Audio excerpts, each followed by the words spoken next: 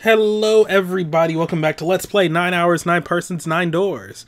Last time we made it through the study, where we saw like bits and pieces from some of the various puzzles throughout the game, repurposed into new stuff, and one of them was really tough, the rest were somewhat easy.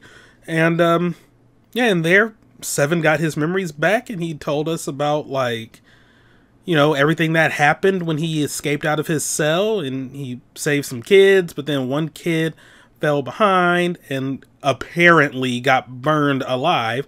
Her name was Akane, and she had the same last name as Arakane. And it was also revealed that, she's Santa's brother, or, oh my freaking lord, no, she's Santa's sister. Santa's her brother. So yeah, that's interesting, to say the least. Anyway, the door opened and they stumbled into the library. The shaking had stopped, but they knew the danger hadn't passed. They ran across the hallway, straight for the large metal door. Next to the door was the Uranus card reader. They slid the key card through and the door rumbled open. Out of the library and into the hallway they ran. At the end of the hallway was a door. Junpei reached into his pocket to pull out the key as he ran toward it. The key he put into the lock was the Neptune key. He turned it. The lock clicked. As one, they shoved the door open and poured through it. In front of them was another great metal door. Above it was a metal plaque. It read Incinerator. So this is the incinerator. This is the first time I've seen it from this side, but yeah, I think so. Then there ought to be a lever next to the, or near the door. Yeah, right here. Junpei ran up to it. Pull that and the door should open. Got it. As he spoke, he pulled the lever.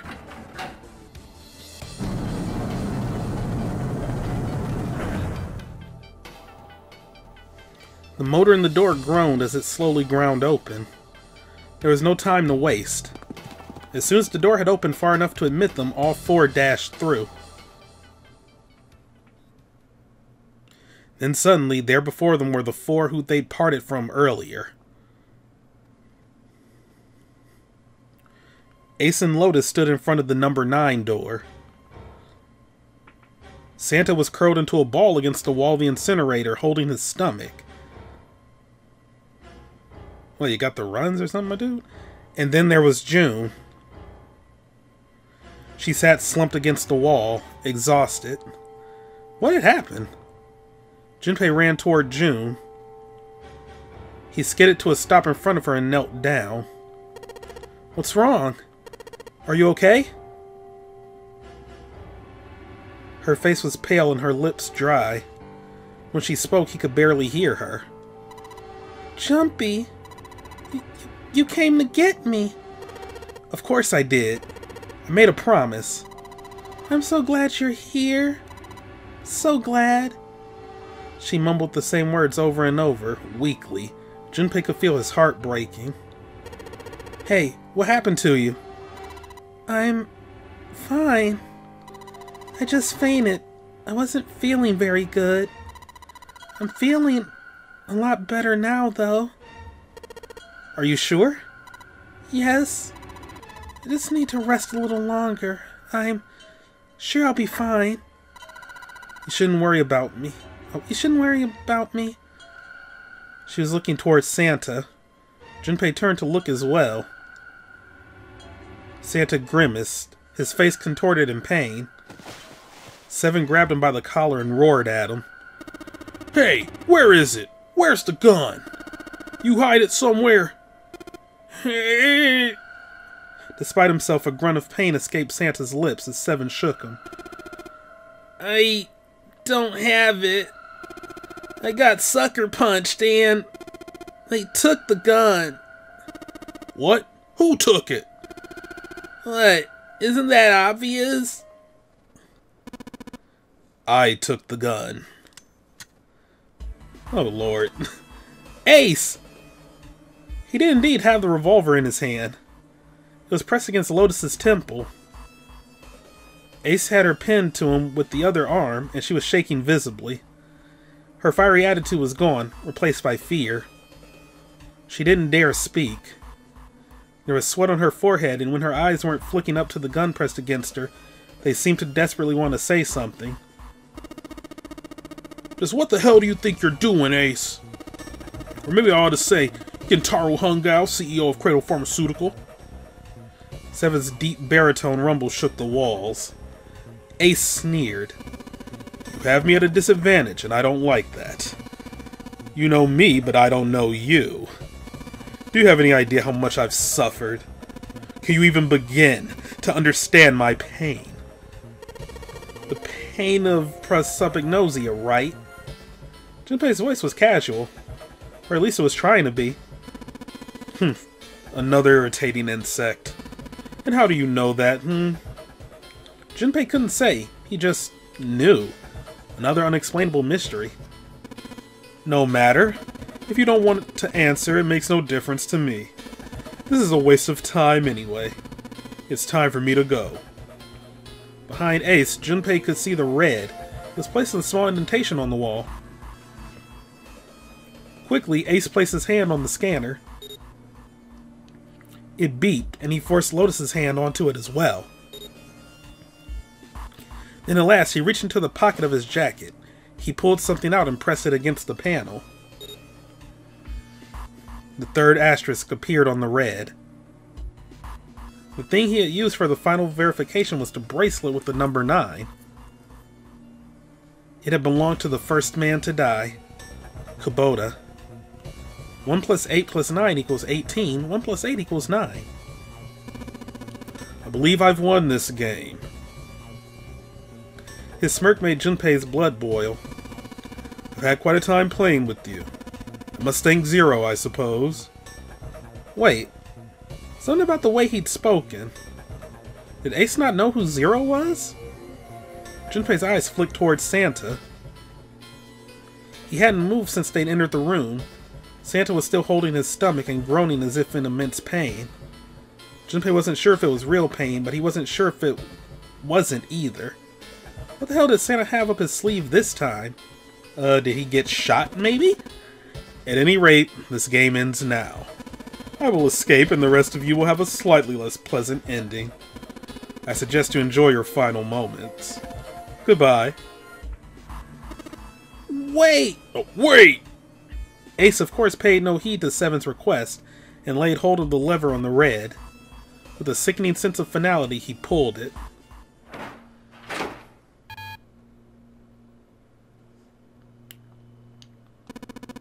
What?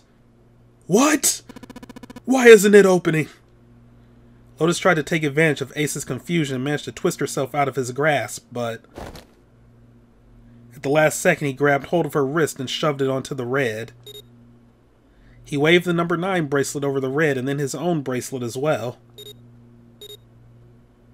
He pulled the lever a second time. No. What is this? Why? The digital root should be 9. It has to be 9. Then why? Why isn't it opening?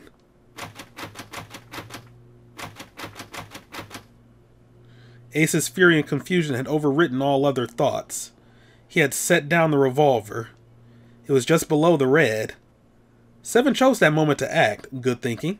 He moved far faster than a man of his bulk should have been able to, and he launched that bulk straight at Ace. 6. Or, no, oh, I read that as a 6. That's G.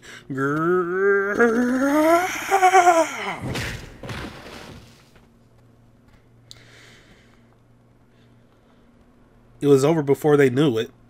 In the blink of an eye, Ace was on the floor. He rolled onto his side, groaning in pain. Ugh. Lotus ran, straight for Junpei.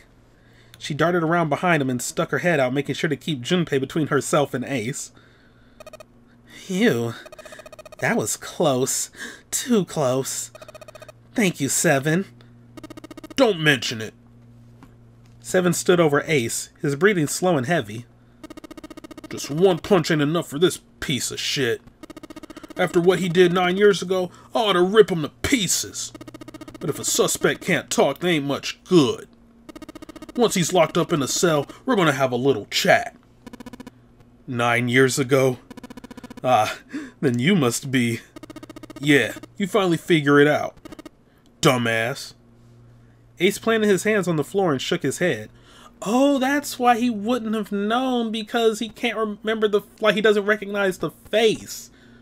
I'm sure he probably would have recognized the voice, but 9 years is a long time. Even if it's like a pretty major event in your life, you might forget somebody's voice. But their face would be like, no, you look familiar. What? Yeah, fair enough. Junpei walked toward him. Why is somebody cutting the grass? They weren't cutting... Oh my god. Really, dude. Did they really just start?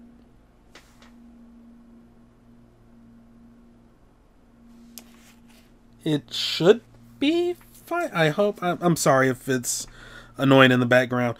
He stopped and looked down at Ace with pity on his face. Ace, you killed Kubota, Nijisaki, and Musashidal, didn't you? Wait, Nijisaki? He peered at Junpei, genuinely confused. Oh, right. You don't know yet. Alright, we'll just go through them in order then. Let's start off with Kubota. You talked to Kubota and managed to convince him to go into door 5 alone. You killed him without making it look like you killed him. The way I figure it, you have 4 motives. 1. In the nonary game, the number 9 was dangerous. Whoever had the number 9 bracelet could join whatever team they wanted. You could add 9 to any number and the digital root wouldn't change. 1 plus 9 equals 10, 1 plus 0 equals 1. 2 plus 9 equals 11, 1 plus 1 equals 2. 3 plus 9 equals 12, 1 plus 2 equals 3. In other words, number 9 could do whatever they wanted. Ace wanted to remove that threat as soon as possible. 2. Ace also wanted to have the number 9 bracelet himself, so that he could make use of its power. In fact, he later made use of it in the murder of Nijisaki. 3. Even if his number had been different, Kubota presented a problem for Ace. Kubota had known Ace's past. He knew what had happened 9 years before. Before he told anyone, Ace had to silence him. 4. But last and perhaps most disturbing, Ace had used Kubota as a test. He wanted to know how serious this nonary game was. Was it truly life or death, or simply a harmless prank? He convinced Kubota to break the rules so that he might see what happened. That was why you killed Kubota, but he was only the first. Next was Nijisaki. While everyone was off looking for the missing part for the red, you ran into Nijisaki near the big hospital room. However, because of your prosopagnosia, you didn't realize he was Nijisaki. Chiefly because when you met him, he was dressed like Snake. That was why you thought Nijisaki was Snake. No, that's not... That was Nijisaki? Why? How did... I'll get to that. Anyway, you thought he was Snake. Snake was one of the kids in your experiment 9 years ago. You remembered him because he was the blind kid, but his presence made you think. Snake was one of my subjects 9 years ago. He probably hates me. But if that's true, why isn't he saying anything? Is he keeping quiet because he can't see? Or perhaps he's working with Zero to get revenge on me? Whatever the reason, anyone who knows my past is a threat. Before he tries anything, I need to get rid of him. That was when you decided you had to kill him. The murder weapon was Kubota's bracelet. You just waved it over the red. Verified your own number, and then grabbed Nijisaki's arm and forced it over the scanner panel. Then when the door opened, you kicked him in. 9 seconds later, the door closed. And then 81 seconds passed. And poor Nijisaki was dead. Then why wouldn't Nijisaki... I mean, I'm sure he would have recognized Ace and be like, what what the fuck are you doing? And then, like, use his real name, like, Gentile, stop, but then again, Snake would probably know his name, too. But surely he would know the voice, like, you were just there with Snake. So, do they sound that much the same?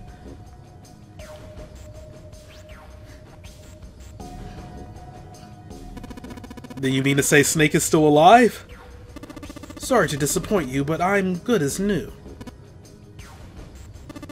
Thank you for killing the wrong man, but I can't say I like knowing that you wanted me dead. Although, to be honest, even if you hadn't tried to kill me, I would still hate you very much.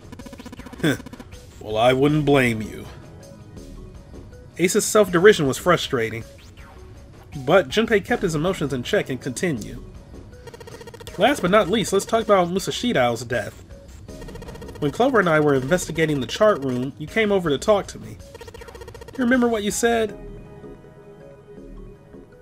Oh, a pocket watch. When I take a look at it. I handed you the pocket watch and you left the room.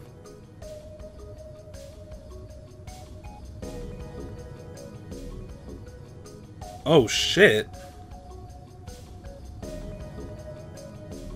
Because I was about to say, like, how in the world did he pull that off? But then was able to, like, come back. Because, like, we were there the whole time, but no, when he asked, okay, Ace had been in charge of the nonary project. He would, of course, have known the solution to every puzzle. But, I mean, that would imply that these were the same exact puzzles. It followed, then, that he knew how to get out of the wheelhouse. All Ace had to do was place the pocket watch in the indentation on the door to unlock it. When the door opened, he was able to enter the captain's quarters. Musashidal was there. Next to him was an axe that fairly begged Ace to kill Musashidal with it. He picked up the axe and swung it, burying the blade deep in the other man's chest. One blow was all it took. Afterwards, Ace returned to the chart room as though nothing had happened. There was something I wanted to speak with you about, Junpei. Could you come with me for a moment? For no reason not to, Junpei had followed Ace to the wheelhouse. When they reached the wheelhouse, Ace slipped his hand into Junpei's vest. He pulled out a piece of paper. The piece of paper Junpei had used to cheat during the vote. But it wasn't the piece of paper that Ace was after. His true purpose had been to slip the pocket watch into Junpei's pocket. It wasn't a very good plan. It had far too many flaws, and the wrong word of discovery could easily have toppled it.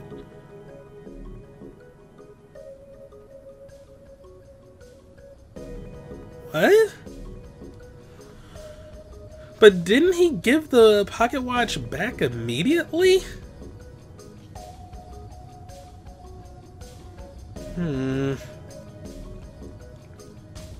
I may have to go back and watch that part back. Though, did the pocket watch, like, was it actually gone from my inventory during the time that he took it? And then, like, after the second time where he, like, found the paper, did it, like, mysteriously reappear? Because if so, that would be an amazing freaking touch. Like, genuinely amazing. But, yeah, I could have sworn, like, he returned it.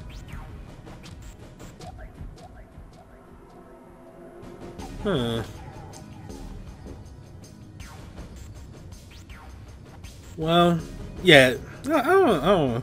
What had made Ace so desperate? That was the only thing Junpei hadn't been able to figure out. Musashidal's murder is the only one I don't understand. You obviously did it, but why? Because of this. Slowly, Ace reached down and pulled something out of his pocket. It was a folded piece of paper.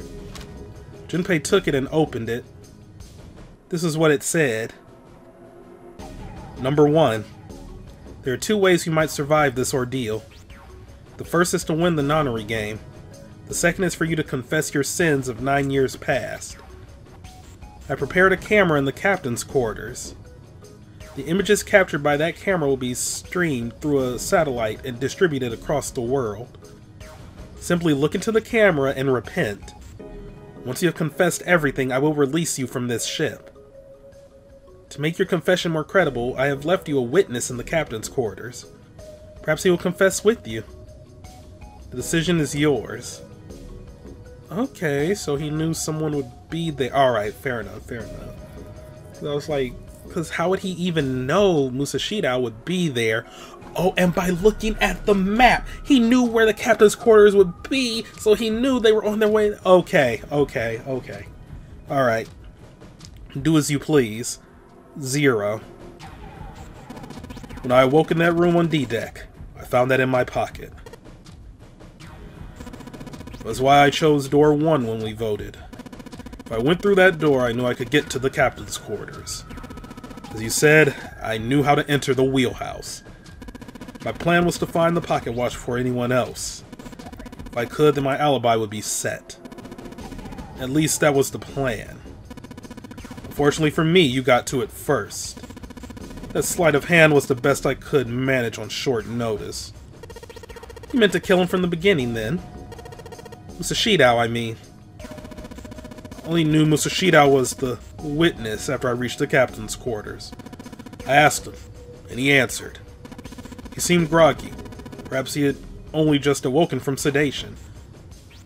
Okay, then that might explain why he was able to get Nijisaki so easily then. Like, he might have been sedated. But then why was he wearing Snake's clothes anyway? Like, I don't... Well, I guess it was just 0, like, working then. Suppose Nijisaki was in much the same state.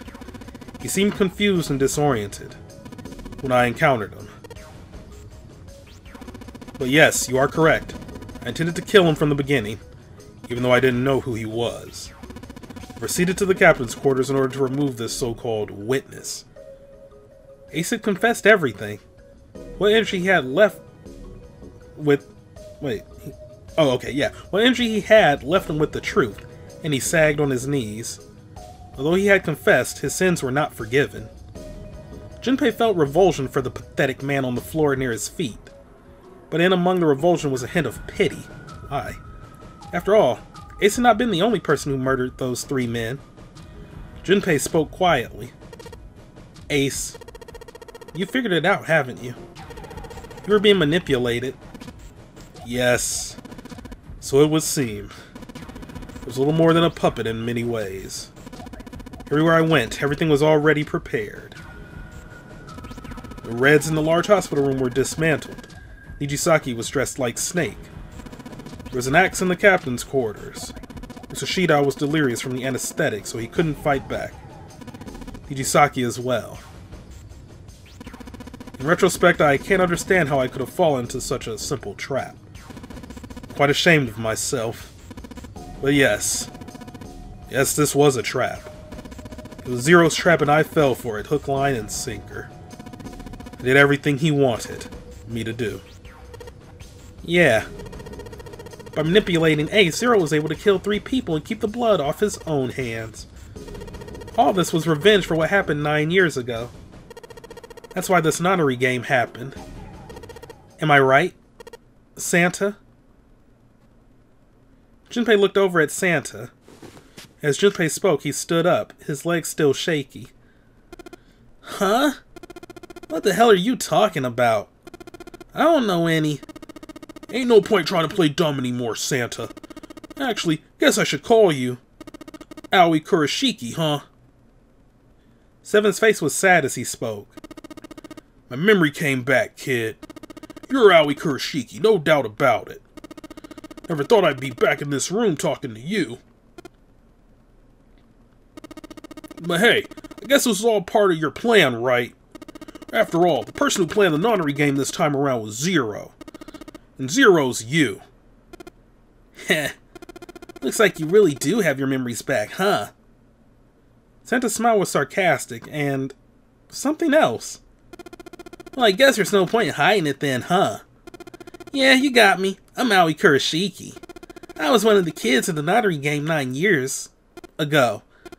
I made it out. So did Snake over there. But there's one thing. No, I guess there's two things you got wrong. Number one, I ain't Zero. What? Wait, what? Sure, I was helping Zero out, but I'm really more of an assistant.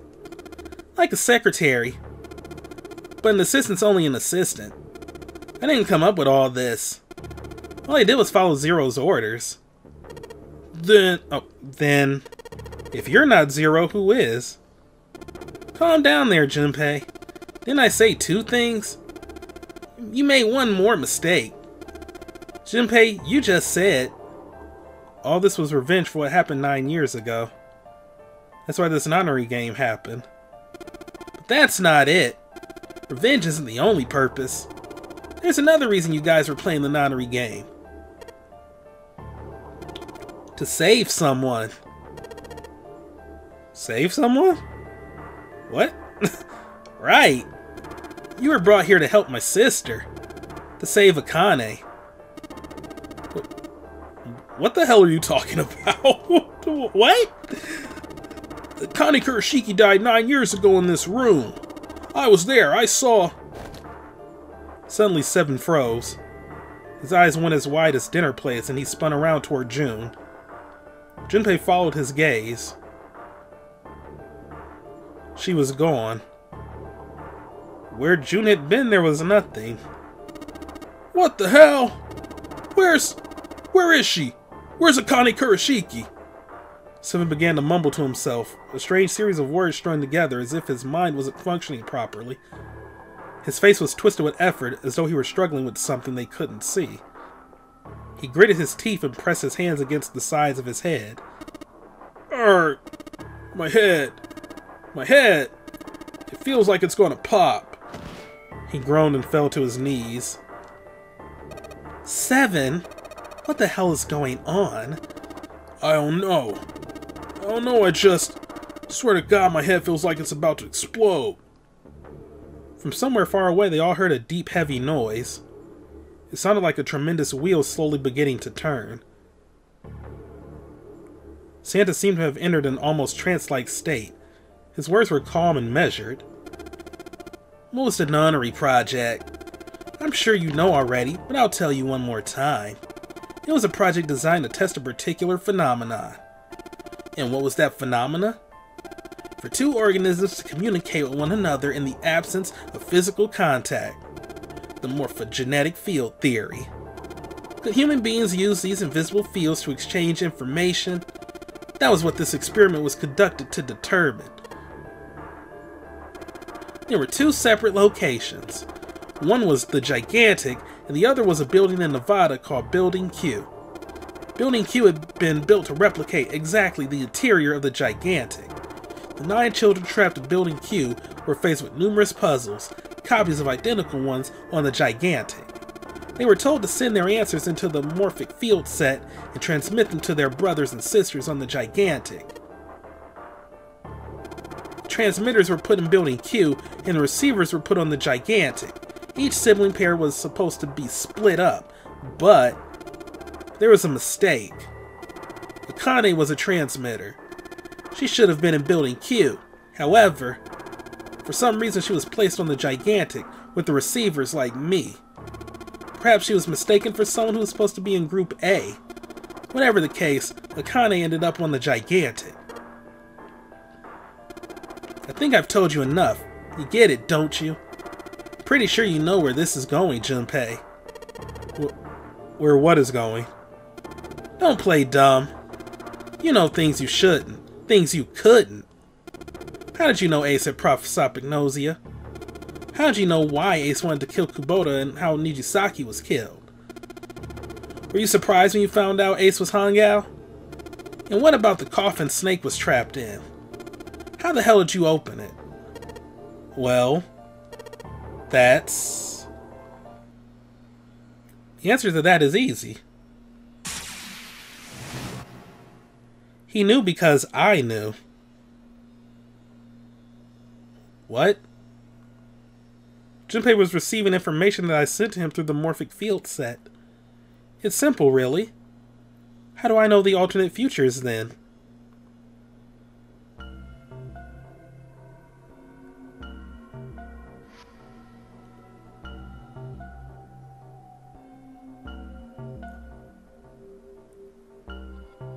What the fuck? Wait. So is that why this game is narrated in limited third-person view?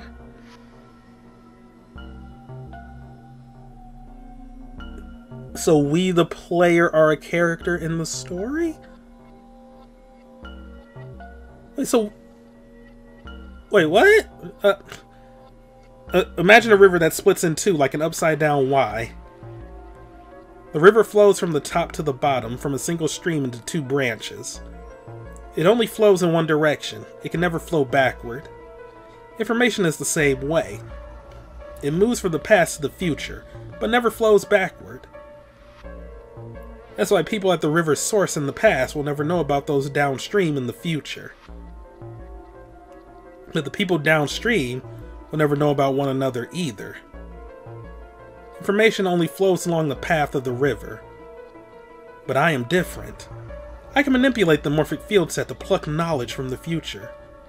I know what happens on either fork of the river, even though the people on either fork know nothing about one another. Now, who am I? I am I, the ninth letter of the alphabet. But I am also zero. No, that's not true. I'm not really zero. Not yet. Perhaps you could say I am less than zero. Zero is my future. In 9 years, I will be zero. What?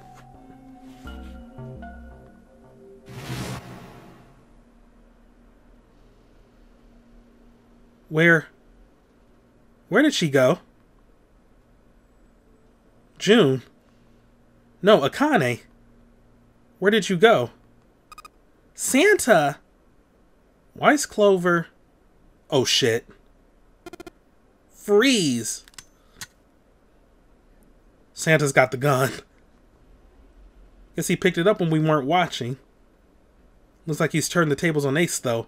Wonder how he likes having a gun to his head. Get up! Sure isn't about to take that gun off him for a minute, is he? Ace isn't putting up any kind of fight. I mean, I don't think I would either. But he just looks drained. Who's speaking? This isn't Junpei's cadence. Guess he's going for the door, huh? He doesn't need to verify to go through that door, but... What's your plan, Santa? What are you doing? He can't get through any numbered doors with just 2 people. What the hell is he thinking? Didn't I tell you? I'm Santa Claus. It's time for me to go make a wish come true. That's it? That's all he's gonna give us? What the hell does that even mean? Yeah, because there's no... There's no, like sound dots or whatever, like, for this. This is in silence, whereas, like, whenever anyone's talking, you hear, like, toned beeps. But no, in Junpei's mind, it was silent, too. Fair enough, but... This doesn't seem like Junpei's speech pattern. Shit, they're out.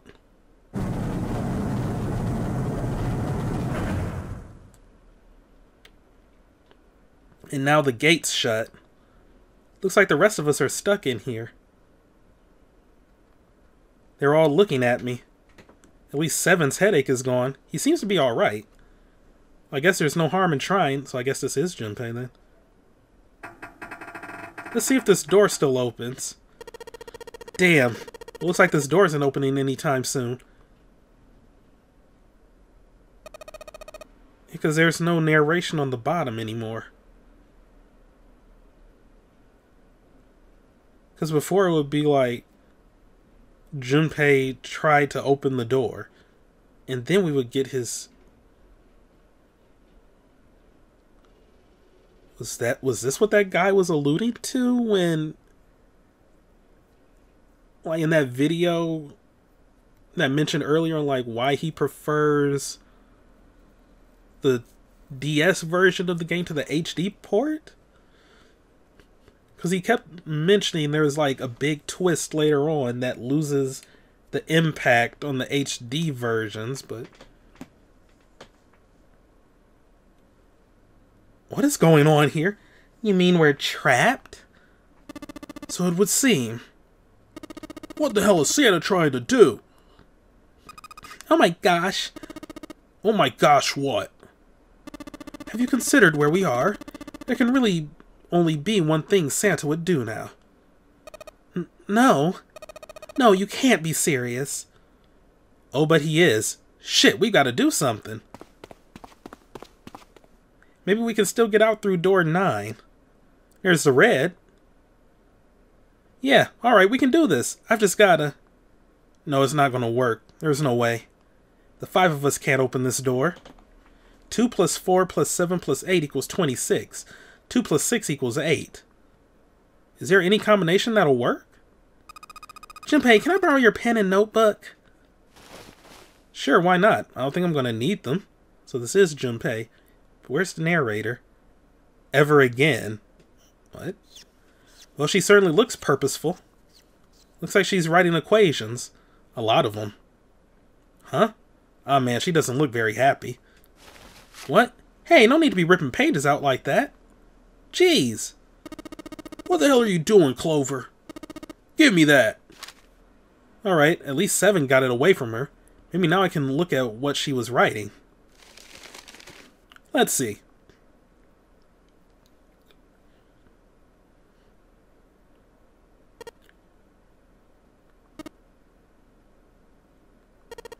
Shit. There's no other way. Lotus. Looks like she'd figured it out, though. Man, this is just too cruel. It's okay. Go. Lotus? Come on, you know we can't do that. Oh, don't give me that. I'm sure you'd love to get rid of me. God damn it, you idiot! Whoa, where the hell did that come from? Looks like she expected that about as much as I did. Without, if you're not... Look, it'd be bad, alright? For a cop, he sure doesn't have much confidence. Bad? Yeah. If there weren't assholes like you around, I'd be out of a job. Huh? Look, I'm just not leaving you behind, alright? End of story. 7. He's right, I'm not leaving you either. Me too. You don't honestly think I'd abandon you, did you? Ugh, you're all idiots. Act as tough as you want, Lotus. We can all see you're about to cry. That being said, however, I doubt we would be able to open the door anyway, even if we were to leave Lotus behind. Huh? Why? I trust you remember what happened to Ace.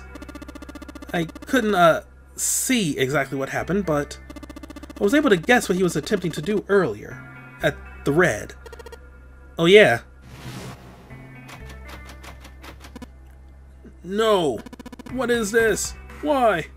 The digital root should be 9! It has to be 9! Why? Why isn't it opening? Just to see, why don't we give it a shot?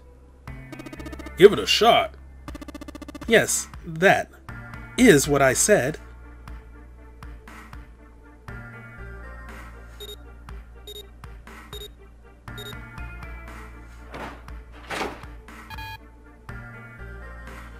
Two plus 4 plus 5 plus 7 equals 18. 1 plus 8 equals 9. You were right. It ain't opening. Okay, but then let's see if...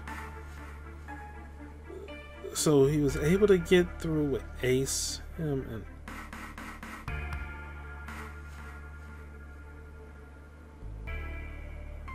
It was 0 plus 1 plus... Frig, I wasn't even paying attention. What was the third thing he scanned? No, he just went through a door. Like, he just opened up a door, right? Like, he didn't even scan.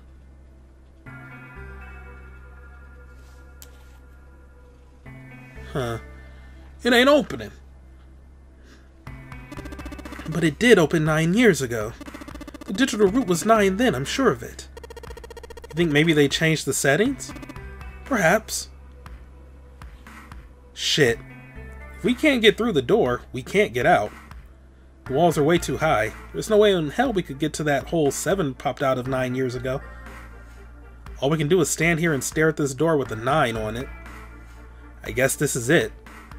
This is the end.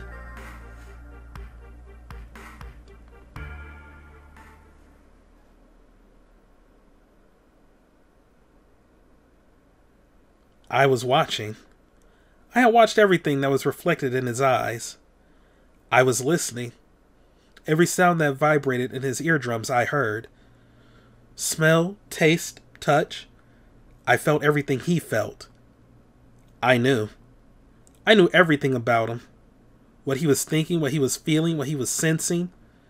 All of his feelings and worries and fears became mine.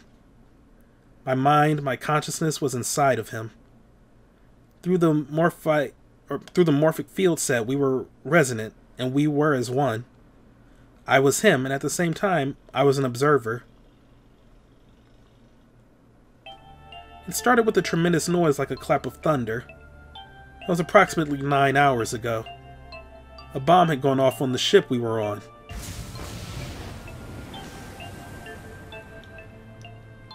That was when my resonance with him began.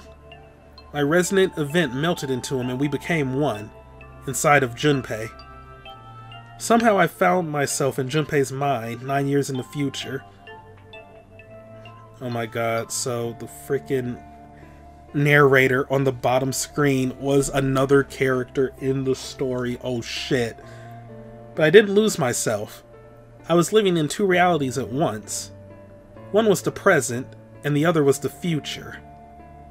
Perhaps you can think of it as 2 movies showing on the same screen at the same time. Wow, taking full advantage of the DS. Eventually it becomes difficult to separate them and determine which movie is which. However, if I concentrated, I was able to focus on one or the other. Oh! So the bottom happens in the future! That's why it was always in past tense! Junpei ran toward the door. They heard that. And then, like, you see it play out on the top screen. That was why I was able to grasp what was happening in front of me. Come on! Over here! That was my brother. Owie! He was screaming.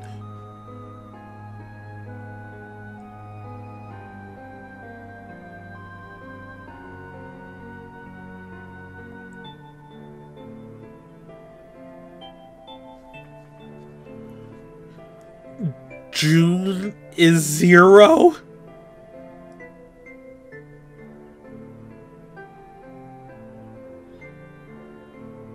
What the... What? Because it was like, I become 0 9 years into the future. Wait, so... What the fuck?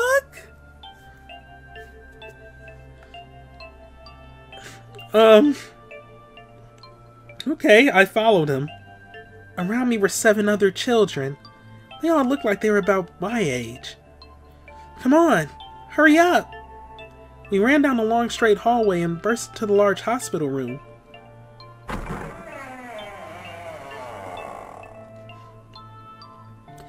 Everyone was arguing. 2 of the boys got in a fist fight. A girl watching them began to cry. I want to go home, she cried. I want to go home. Another girl slapped the crying girl and glared down at her. It has been 2 hours since the notary game began. We were starting to fall apart. But just when all hope seemed lost, Light started talking. He was blind. 9 years later, we would call him Snake. Hello, everyone. Yes, could you come over here for a moment?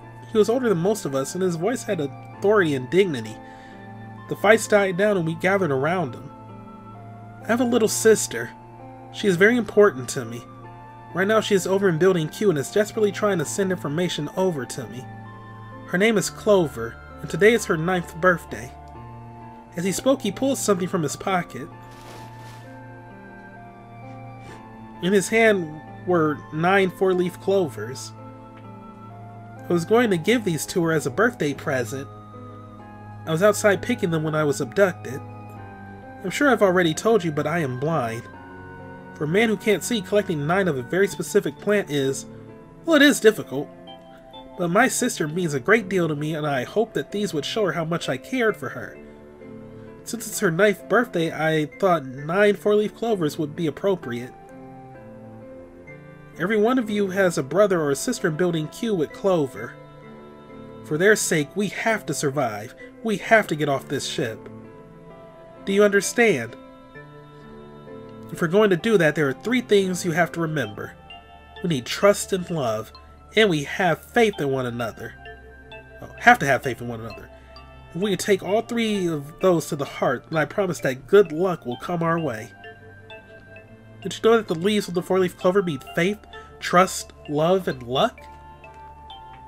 Those words are leaf words. So if you believe what I've told you and you understand, then I want you each to have one of these. They're a promise between friends. He gave a clover to each of us. I took one too. Eventually, he was left with only a single 4-leaf clover. He had one last thing to say. Now don't ever forget. So long as you have that, we will always be connected. You understand? Oh, do you understand? When he finished, the tension of only a few minutes before was gone. We were calm.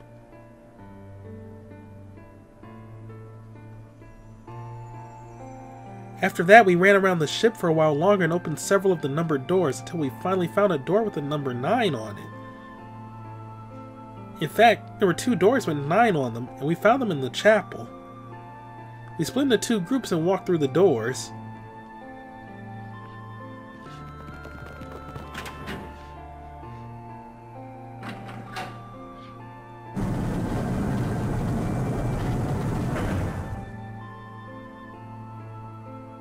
Before long, we all found ourselves in a room with a ceiling that looked like an upside-down funnel. For some reason, the room had another number 9, but this time, it was the only one. But if there was only one door, that meant only 5 people could escape. What are we going to do? There aren't any other doors? We began to panic.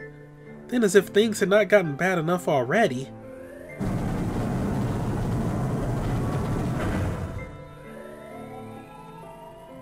Warning. Warning. Emergency incineration command has been acknowledged. Automatic incineration will take place in 18 minutes. Please evacuate the incinerator immediately. Repeat. Emergency incineration command has been acknowledged. What? What's happening? What did that thing say? That didn't sound good. My brother Owie swallowed hard and answered. I think it means this room is going to burn. Burn? The plaque on the door says incinerator. And that voice said that the incineration is about to start. And incinerate means to burn. No! Help me! Abject terror filled the room as everyone began to scream and cry. Every pair of eyes were filled with despair. Then, high up on the wall, a door opened and a man appeared. He was a huge, frightening mountain of a man as large as a bear. 9 years later, we would call him 7. Don't worry, kids. I'm not your enemy. I'm one of the good guys. I'm a detective. I'm here to rescue you. The rest had happened just like 7 had said it did. The 4 of us who had stayed behind were saved by 7. We crawled through the vent away from the incinerator and slid down into the hall. We came out on the other side of door 9. On the wall opposite the door was a set of double doors. We went through those and began to run up the spiral stairs. As we ran, I led the way. Behind me were Nona, my brother Owie, Snake, and 7. Yeah, Nona, that was one of Lotus's kids, her daughter. The other children, the ones who'd gone through door 9 before us, were up ahead. I could hear them cheering each other on. We ran and ran and ran. We leapt across as many stairs as we could and kept running. The stairs spiraled upward like a tornado. Eventually, I pulled ahead of the rest. Perhaps Noda had slowed them down. I didn't want to lose them, so I slowed down as well. I didn't stop, but I glanced over my shoulder from time to time to see if they had caught up. That was when I realized, oh no, where is it? Did I drop Jumpy's present? I knew I'd had it with me when we passed through the vent. Then, had I dropped it as we slid out? I had to go back. I had to. But I knew I couldn't tell the others. They would stop me. I was sure of that. I didn't stop to think. I simply moved. I ran to the central hall, the room that connected to all the other areas of the ship. It hid in the shadows, and moments later I felt a run of wind as they ran past me up the staircase.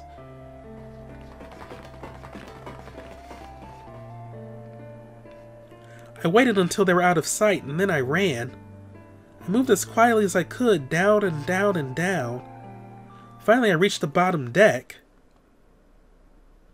I ran into the hallway and looked around frantically. There it is! It was just where I thought it would be, sitting under the opening of the vent. I ran over and snatched it from the floor, but as I ran back toward the stairs and freed him,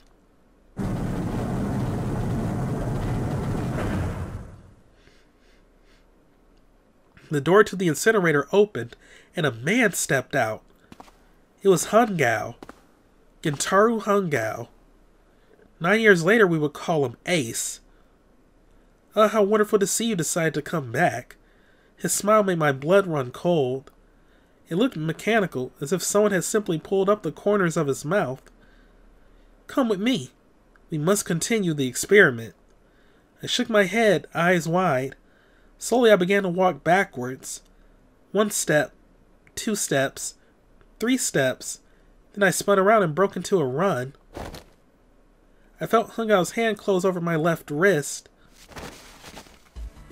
I said, come with me. There was an edge of insanity to his voice now. I pulled as hard as I could. No, I don't want to. Let me go. Please let go of me. I shook my body and flailed my arms, trying desperately to get Hungao to let go of me. Should have kicked him in the dick. But I was still only a child. I was no match for a man like Hungao. See, that's the beauty of kicking someone in the dick. It works no matter what age you are.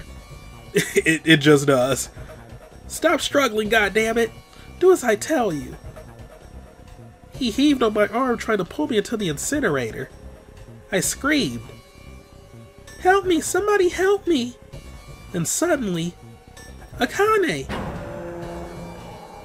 The door to the stairs flew open, and my brother Aoi burst out of it. Behind him came Seven and Snake. Akane! He cried my name again as he leapt toward Hungao. You came back, I cried out. Ha, you're too late, idiot. Hungao threw his full weight against my arm, pulling us both into the incinerator. Ah! The force of it threw me to the floor. I scrambled to my feet and looked toward the open number 9 door. One moment, please. Well, dang, guess I am gonna have to edit this video then. I made it pretty far without, like, taking a little pause in the action that would need, like, editing out. Yeah, I was just holding off on, like, blowing my nose. So sorry if I sounded like freaking Steve Urkel at points throughout this video. Yeah, she scrambled to the number 9 door. Hungao stood between it and me, but behind him I could see my brother, his fists clenched. But those fists never reached Hungao.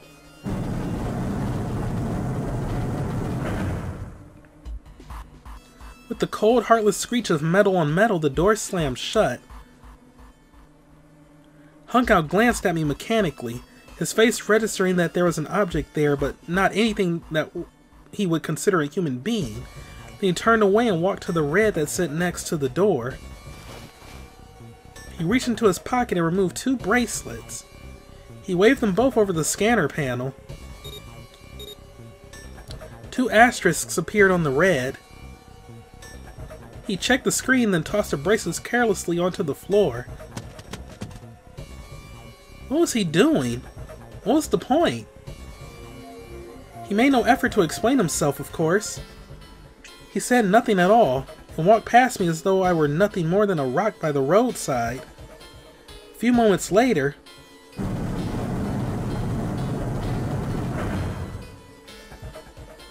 the double door slid shut as well.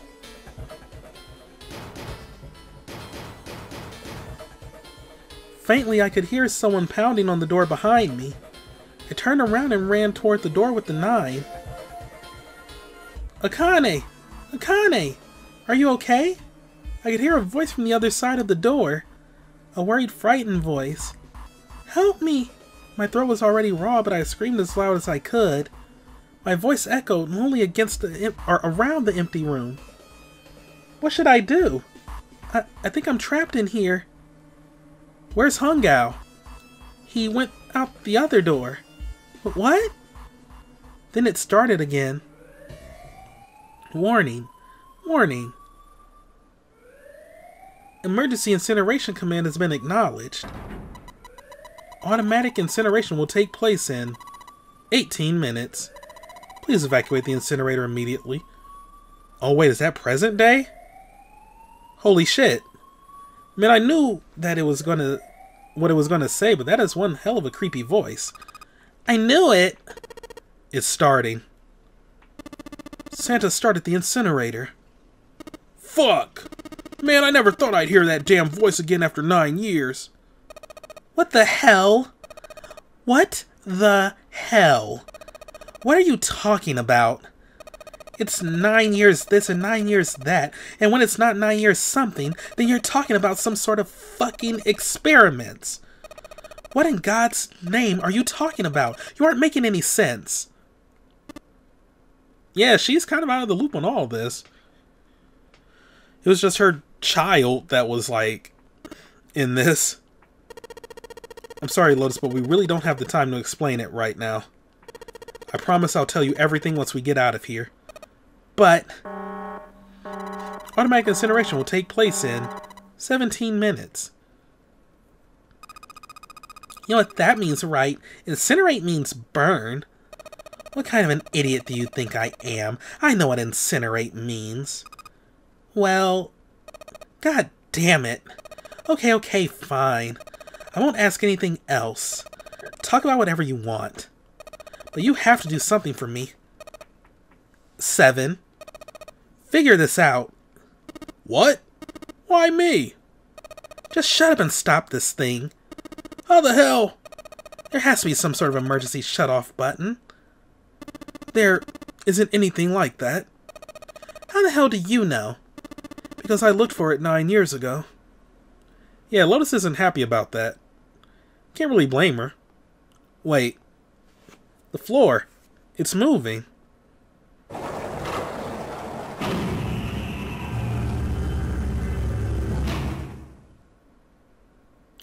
What else can I say about it but... What the hell is that? What else could I say but... What is that? The floor opened and a machine rose up out of it. It looked like a computer. At least it kind of did. There was a monitor, a keyboard, and a cross-shaped device of some kind. Something about the machine scared me, but I forced myself to walk up to it. I was terrified. Tears poured down my face. I wiped them off even as more took their place and forced myself forward. Finally, I reached it. I looked at the screen. It was blank. All I saw was my own frightened face staring back at me from the glass, drenched in tears. All I can see on the screen is a reflection of my own face. I'm looking kind of freaked out. I know I'm sweating like crazy, but seeing it kind of drives it home. Okay, Junpei, just calm down, alright? Everything's gonna be okay. Gah! Man, I wish that thing would just shut up. Automatic incineration will take place in 15 minutes. Alright, back to this thing. If it's only showing up now, then it's gotta be important. But, what the hell am I supposed to do with it? Oh my freaking god!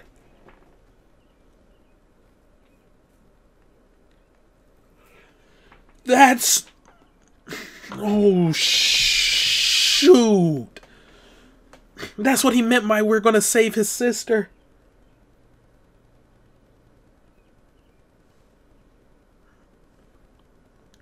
So we're gonna solve this and send the information back to 9 years ago to ultimately save her.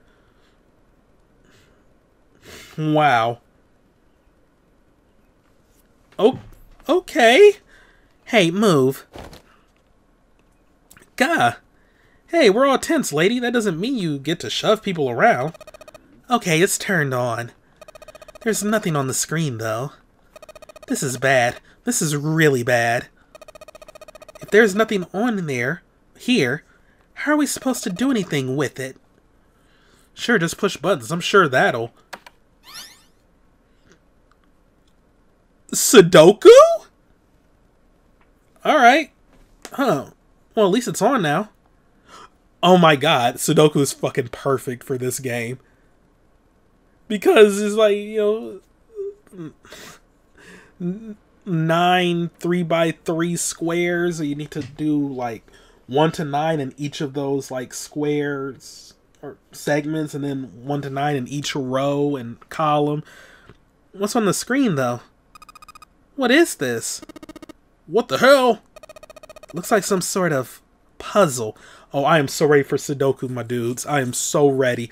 I played so much Brain Age, and I did all those Sudoku puzzles. I had Sudoku puzzle books. I am set. I have trained my whole life for this moment. It's got a bunch of numbers scattered across a 9x9 grid. The numbers range from 1 to 3. Or 9. Oh my god. Do you think that if we solve this puzzle, the incinerator will stop? I should have known it would end with Sudoku at some point. Yeah, well, we can hope, right? Alright, puzzle. How do you work? Oh man, that goddamn voice again. Automatic incineration will take place in 13 minutes. Shit, 13 minutes. Can we really do this? My heart feels like it's going to pop. My heart was pounding like it was about to explode. I stared at the puzzle on the screen. I was sure I had to solve it somehow, but had no idea how. My connection to Jumpy had been gone for a while. His mind was gone. I couldn't get any more information from him.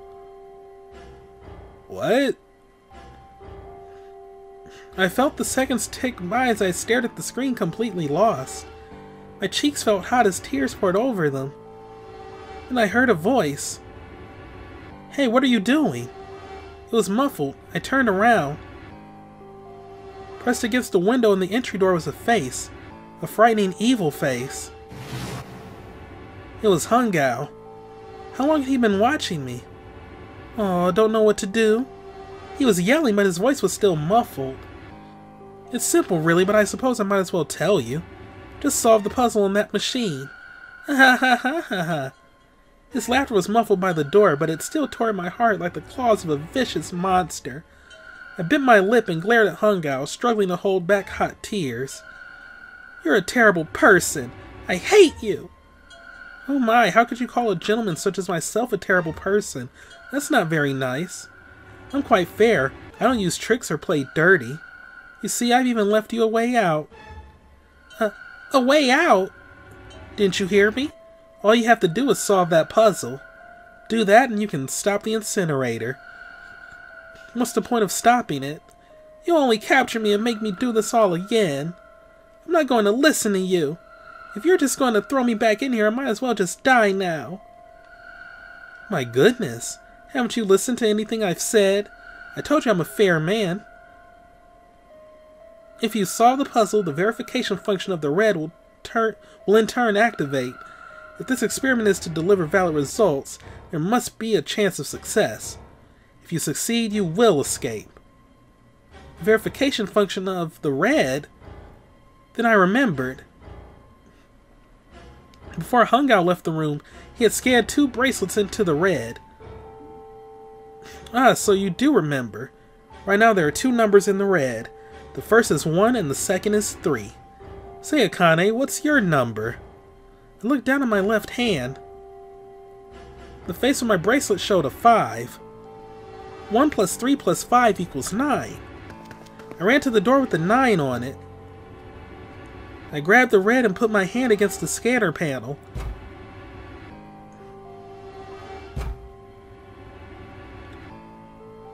You really aren't one for listening, are you?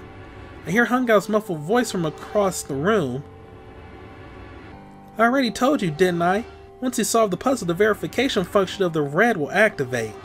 In other words, if you haven't solved the puzzle, you can't enter your number. What kind of a fool are you? Why are you doing this? You could never understand. You didn't know what it's like to spend every day surrounded by monkeys. Now start the experiment. Solve the puzzle. I can't! I don't know how. Of course you don't. Isn't that the point? You understand, don't you? Access the morphogenetic field and find the solution. I can't! Then you'll die. You'll burn alive. Ha ha ha ha ha. It's going to be quite hot in there in a few minutes. I imagine it'll be very painful. Ha ha ha ha ha ha. Yeah ha ha ha ha ha. Ha ha ha ha ha ha ha, you asshole. His horrible laugh echoed across the room, and even after his face disappeared from the window I could hear it. Automatic incineration will take place in 10 minutes. I was crying, great gulping sobs broken by hiccups that shook my body. I was terrified. I could feel my fear pressing down on me like a tremendous weight. Somehow I forced my shaking legs to carry me back to the device. I stared at the empty monitor. I can't. I just can't. There's no way. I can't figure this out. What was I going to do? I didn't know. I didn't even know where to start. Fear scattered my thoughts, and all I could think of was how I was going to die. My palms were sweating, and my blood was boiling in my veins. It was hot. So hot. I couldn't breathe. I felt dizzy. My heart roared in my chest as if it would pound itself to pieces.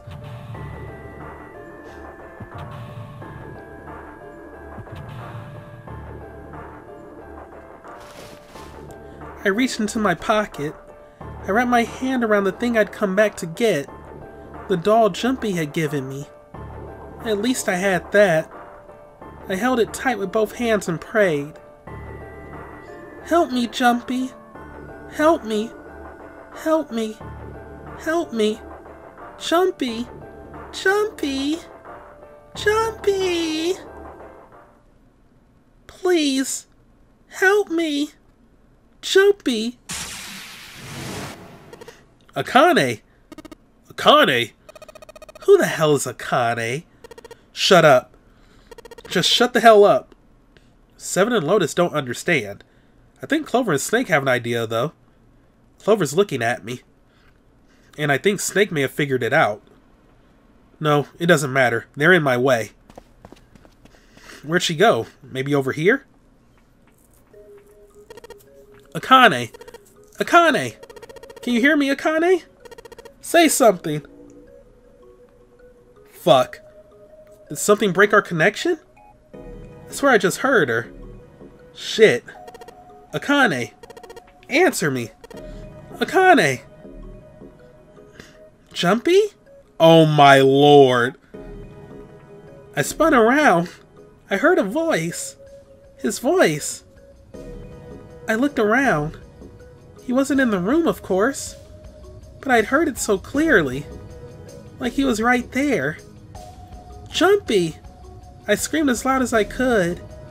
Immediately I heard him call back. Akane! Jumpy! That's her. She's there. Then that means...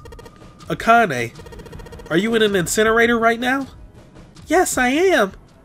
How did you know? Now I understand what Santa meant. Okay, this is actually fucking amazing. Now I understand what Santa meant. Right, there's only one way to help her. You were brought here to help my sister. To save Akane. I think I get it now. Automatic incineration will take place in 7 minutes. Jumpy! We don't have time! As quickly as I could, I told him that I had to solve the puzzle in order to stop the incinerator. Got it. And I do. I get everything now. At last, I finally understand what all of this means.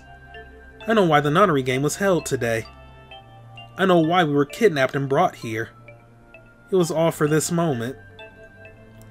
All of this was planned out to lead to this one moment. Oh my god.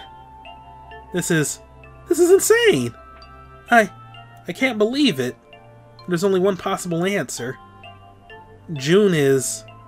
Zero is... Akane Kurashiki. She recreated the history of the future that she had a glimpse of 9 years ago. She tried to save herself that way 9 years ago. No, she's trying to save herself right now. That means that there's only one thing for me to do. Even if this is all some sort of insane plan, I will save her. I will save Akane Kurashiki. I must save her no matter what. Automatic incineration will take place in 6 minutes. Chumpy? Yeah, I know. Just hang on, alright? I promise I'll get you out of there. I'm not gonna let you die. I promise. So don't worry, alright? Just give me a few minutes. Okay? Okay.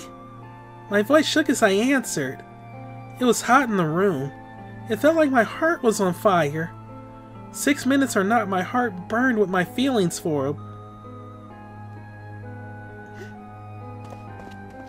Alright, time to get to work, Junpei. Is Snake talking to them about something? Whatever, it doesn't matter. Get out of my way. Hey, what are you? Just trust me, okay? Sorry, Lotus, I didn't mean to snap, but there's a lot more at stake here than your pride. I'll apologize later, alright? Now let's have a look at this thing. We've got numbers all over this grid. Now if I'm looking at this right, I'm going to need to fill in all the empty squares with other numbers from 1 to 9. But I can't use the same 2 numbers in any horizontal or vertical row. The same has to go for the 3x3 square with the thick lines around them. That means I need to put different numbers in the horizontal and vertical rows, as well as the 3x3 spaces. I'm so ready for this, my dude. I'm so fucking ready. I think that's the rule here. Alright, bring it on. I'm gonna do this on my own, with my own mind. I'm gonna solve this problem.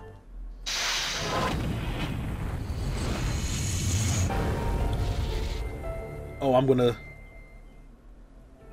master this shit. Alright, let's do this in like 5 minutes. Oh shit, it's upside down. Okay. Alright. Alright, so 1 is gonna be in here. 1, 2, 3, 4, 5. I'm on the bottom row, so it's gonna be a 1 or a 5. 5 can't fit in the middle one because of that. So yeah, the 5's in that square. So 5, and then that means this is 1. 1, 2, 3. Let's see, 1. Okay, well, no, there's an easier way to do this. Alright, so starting in the bottom left, we know there's going to be a 1 there. So yeah, 1 can't be there, 1 can't be there. So there's going to be 1, 2, 3, 4. 4 is cut off on that, but we don't know. It could be in like one of the final 2 remaining ones. 5, 6, 7. 7 is cut off right there. 8, 9. 9 cuts that off. 9 cuts that off. So 9 there. So 1, 2, 3, 4 is here. 5, 6, 7. Cool. Alright. Does that leave us with a single? No. Alright, over here then. 1, 2, 3, 4. If I solve this in under 5 minutes, I'm the freaking best. 1, 2, 3, 4, 5, 6, 7, 8, 9. 1, 2, 3, 4, 5, 6, 7. Oh, wait, no, I can just count this since there's only one remaining. 1, 2, 3, 4, 5, 6, 7, 8. And then 1, 2, 3, 4, 5, 6, 7. I don't know anything about the last remaining ones there, but we do have this line right here. One in the middle. 1, 2, 3, 4, 5, 6, 7, 8, 9. Alright, let's go here then. I wish I had a mouse right now. 1, 2, 3 can be anywhere. 4, 5, 6, 7, 8, 9. So 1, 2, 3. And then 1, 2, 3. 2 possible spots for that. Oh, wait, but we have this filled in on the far left. 1, 2, 3, 4, 5, 6, 7, 8, 9. Can I fill in this whole thing up here? 1, yep. 2, 3, 4, 5, 6, 7, 8. You gave me so many numbers, like pre-filled. This just makes it simple. 1, 2, 3, 4, 5, 6, 7, 8, 9. 1, 2, 3, 4, 5, 6, 7. Okay. 1, 2, 3, 4, 5, 6, 7, 8, 9. 1, 2, 3, 4, 5, 6, 7, 8, 9. And then 1 will be here. 2, 3, 4. Where's the 5s? Okay, I can't do the 5 in there.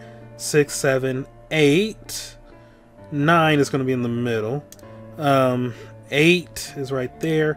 So then 5 right there. Then 1, 2, 3, 4. Oh, I can get the bottom right. 1, 2, 3, 4, 5, 6, 7. Alright, final square. 1, 2, 3, 4, 5, 6, 7, 8, 9. 2 plus 4 plus 5 plus 7 plus 8.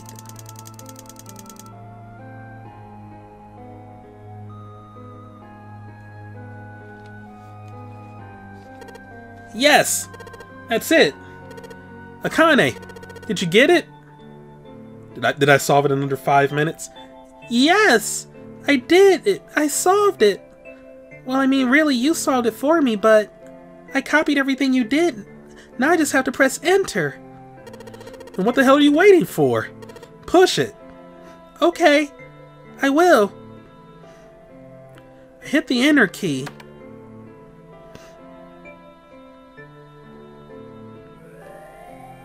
Emergency shutdown command has been acknowledged. Incineration system has been shut down.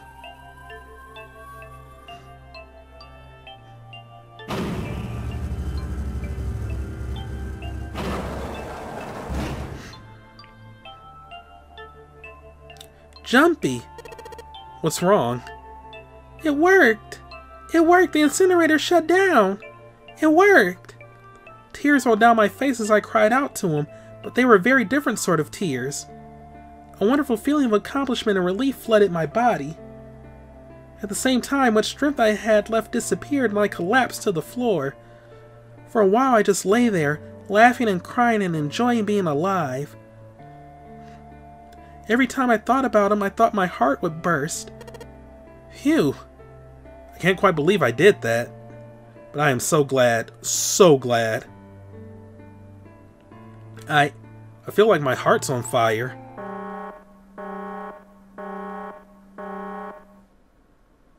No, I don't have time to be thinking about that kind of shit. I need to tell Akane. Akane, sorry, but things are kind of busy over here. I'm gonna have to hang up now, okay? Oh my god. Oh, of course, that's fine. I wiped the tears from my eyes and nodded vigorously, even though I knew he couldn't see me. Then I looked over at the corner of the floor. There were the 2 bracelets Hungout had left behind. Now, well, Seven and Lotus don't look particularly happy with me. Not a very nice look to give someone who just saved your lives, guys. Junpei, are you... Okay. Ah, shut it. Right, okay, so maybe they have a reason to be pissed off. So what if I haven't pressed the enter key yet? Alright, nothing holding me back now. Here goes. Wait. Automatic incineration will take place in 90 seconds.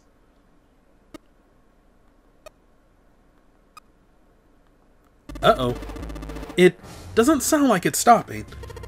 What the shit? Remember the equation she got, my dude? Why isn't it stopping? Okay, maybe I didn't hit the key hard enough. Just hit it again. And again.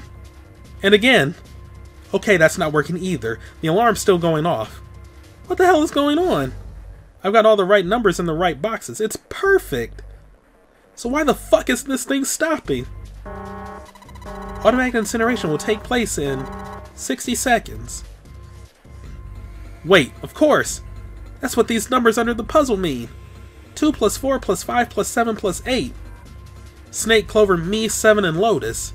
Then, door 9. No, that's it. The number on the door isn't a 9. It's not even a number. It's hidden, but an exit can be found. Seek a way out. Seek a door that carries a... What? That... What? What? You fuckers, you can't do that shit!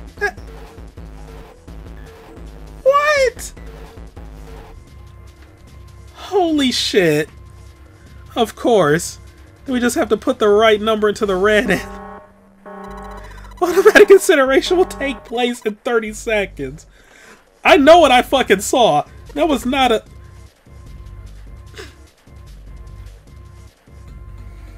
Did it show up during the fast forward?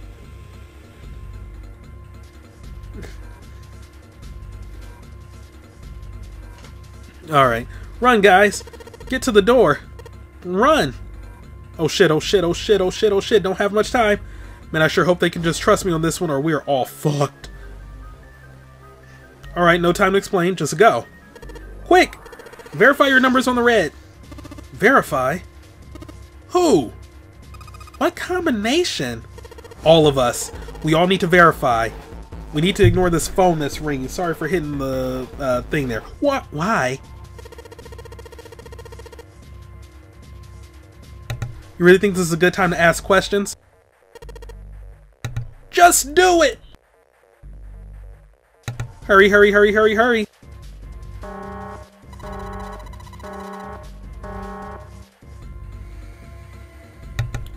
Automatic incineration will take place in 10 seconds. 9, 8, 7, 6, 5, 4, 3, 2. Central gate has been opened. Incineration system has been disabled.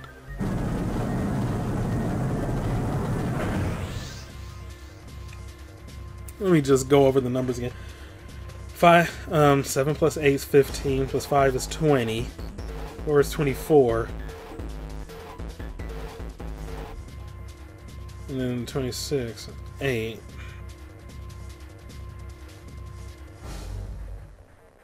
Well, whatever. Oh, thank fucking Christ. No time to be happy, time to go. Hurry. We've only got 9 seconds before the door closes. Go, go, go. Come on, guys, move it. Okay, they're all through. Move it, Junpei. Just in time.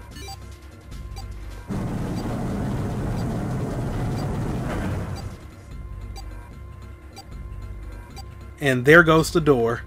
No, don't calm down yet. You're not done. We've still got to find the dead.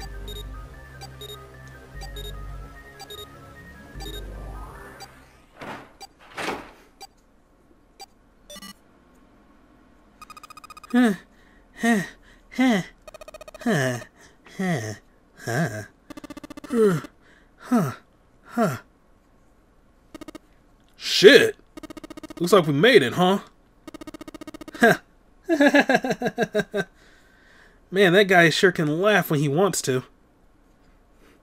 Looks like Clover and Lotus are totally out of energy.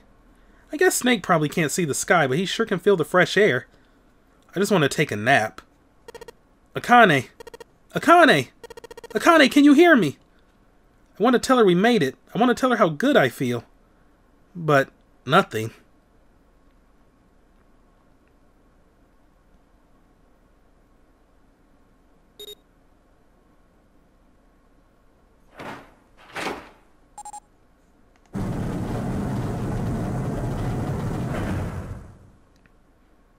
The door opened. Standing in front of it was my brother. Akane! Owie! I cried his name even though my voice was almost gone from screaming and leapt into his arms. Oh, Owie! Akane! I buried my face in his chest and cried again. I cried and cried and cried. The steady thump of his heart in my ear made me feel like I was home. Its beat was almost like a lullaby. I wrapped my arms around him as far as they would go and held him as tight as I could. Just to be there felt like a miracle. I hadn't felt the warmth of another human body in what seemed like an eternity. I just wanted to stay there in his arms forever. But I couldn't. The moment I passed through the door, my bracelets had begun the countdown to death. I leapt away from him and looked around. The door had already closed.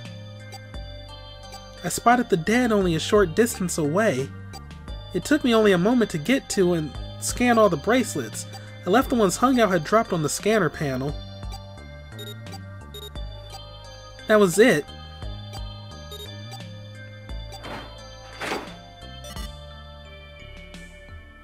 Phew. I took a deep breath and looked around again. The huge detective, who we'd call 7 in 9 years, and Snake, the blind boy, were looking at me. They seemed to have been utterly stunned by my sudden appearance. Their eyes were wide and their mouths hung open. Alright, let's get out of here. If we don't book it, we might run into Hungao again. Aoi was right. It was time we got moving. The mention of Hungao seemed to jar 7 and Snake out of their surprise, and they nodded. We took off running up the spiraling stairs to freedom.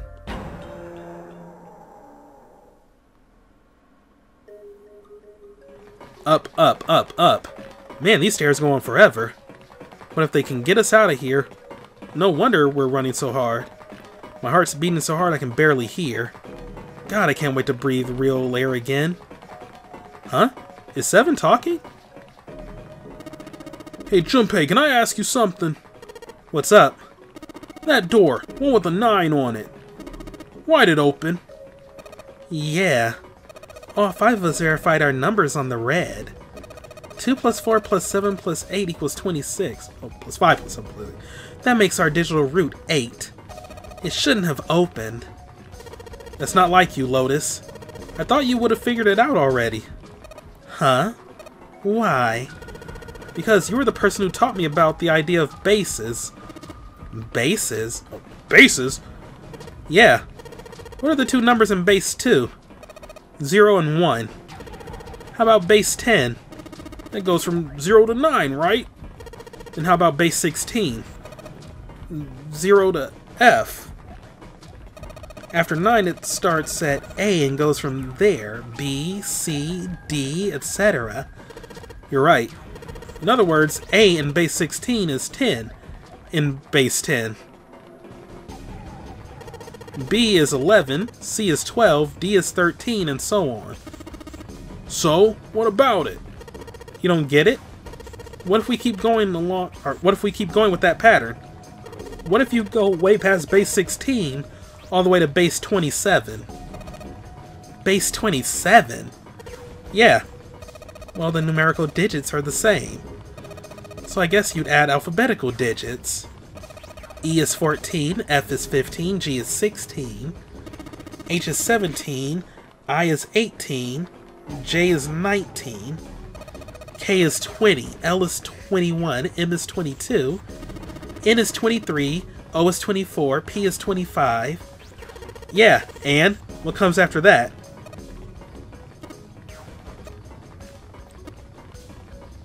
Q. 26. And what does that mean? That wasn't a 9 on the door. That was a Q. A fucking lowercase q. Oh, it was a Q. A fucking lowercase q. That's fucking insane. Yeah, that's pretty much it. I guess to put it another way, you could say that it was a 9 in base 10, but a Q in base 27. What the fuck? We go to base 27. That's so fucking dumb. What? Oh my god. But I guess they did kind of allude to it earlier. One of those base charts. Time for more running. God, my thighs are killing me. I swear any moment now I'm going to tear a muscle. I feel like every single cell of my body is dying for air. Damn, every breath I take is a chore now. I feel like my lungs are going to burst. Maybe just a short rest. No, can't stop. Don't have time. Come on, legs. There can't be many more of these steps left. Let's run. Run like a bullet down a rifled barrel. Like a tornado cutting through a sea of clouds. I feel like we're running along the back of a giant coiled dragon. Finally. Oh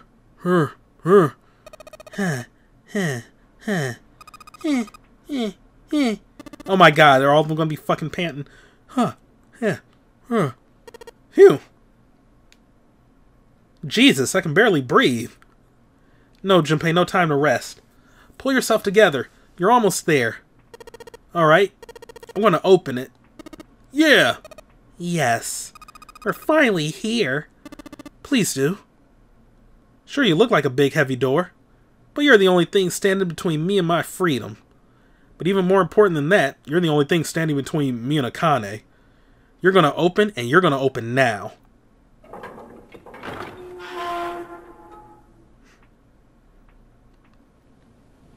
I felt a hand on my shoulder. It was Aoi's. He gave it a small reassuring squeeze.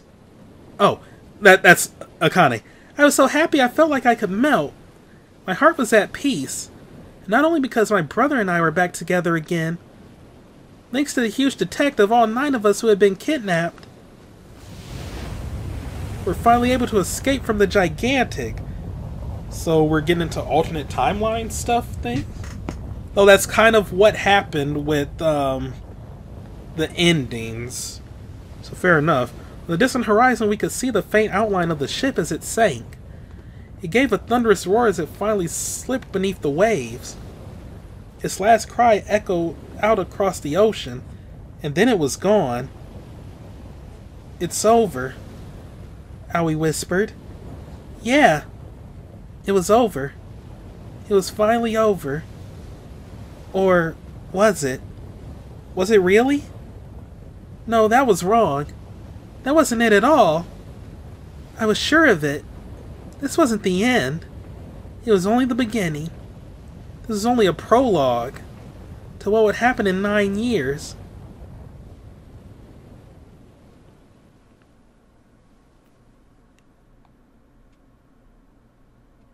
So she structured the game to ensure that she would always survive that encounter? Yes, finally air. Gah! Damn, that sun is bright. I can barely see anything. I gotta admit, this doesn't look quite like... Wait. No way. You've got to be shitting me. What? It can't be. This is... Oh my god. They were in Nevada. Oh my god. Because that was going to be my next question. Like, but how were they able to, like, how was she able to resurrect the boat from the bottom of the... Okay. This is the building in the Nevada desert. The mock experiment building. Oh my god, this whole time we were in building Q. Sure enough, that's a desert out there with mountains all around it. Hello there, son. Why am I ever glad to see you? I don't think I've ever been so happy to see a sunrise. Huh? Did I just hear something fall? Right, our bracelets. I guess I've never really got a good look at the underside of one of these. Let's see what's inside you. Just a little electronic chip, like an ATM card. That's it. There's nothing else. Nothing that even looks like a detonator. There was never a detonator to begin with. Figures. Akane. Jumpy? Heh. Guess I must be pretty crazy about the girl if I think I'm hearing her voice in the wind.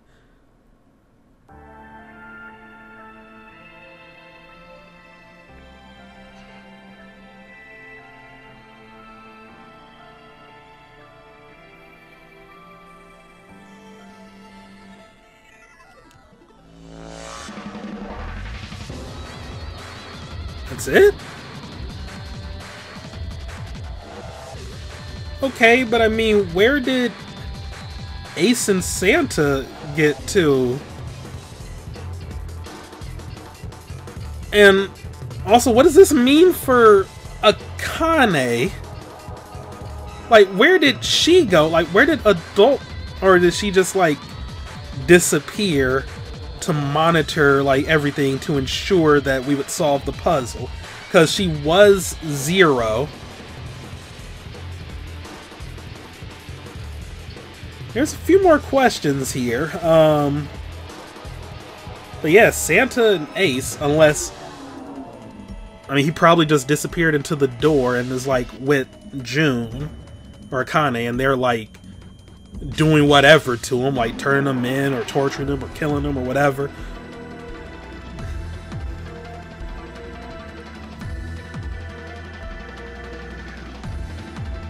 No, it was also interesting that, like, so yeah, everybody did have ties to the thing, because Ace, CEO of Pharmaceutical, Snake was in the experiment before, Santa was in the experiment before, Clover was in the experiment before, Junpei is Akane's childhood friend from before she got abducted. Akane was in the experiment before and was 0. 7 was the detective. Lotus was the mother of one of the subjects. Ninth Man was part of the board, so yeah. Are you okay? Come on, this is nothing. Really? Yeah. You don't look okay. It was just before the end of elementary school. Jumpy and I were sitting next to each other on a small hill, looking down at the town as the sun slowly set. How does it look then? He was half serious and half joking. I thought about it for a minute first. What the fuck? He got fucked up. Well, let's see. It looks like you... Oh, no, that's her. Okay. It looks like you kissed a toad and got warts, and then they just kept growing and growing and growing. Heh, what does that even mean? Junpei grinned and... Ow, ow, ow, ow, ow. See, I told you you're not okay. You're too reckless. You can't beat 5 8th graders, Jumpy. That's crazy. Yeah, but I couldn't just stand there. I mean... Don't you think so? I had to do something. Look at the Nevada desert go past. For an SUV, this thing is a pretty smooth ride. Sure was nice of someone to leave it for us outside the building. Keys of the ignition and gas in the tank. Almost like it was a present, you know? Anyway, we jumped in and now we were screaming across the desert. Lotus is over there in the passenger seat. Snake and Seven and I are all squeezed into the back seat here. I still can't believe we let her drive. Oh my god.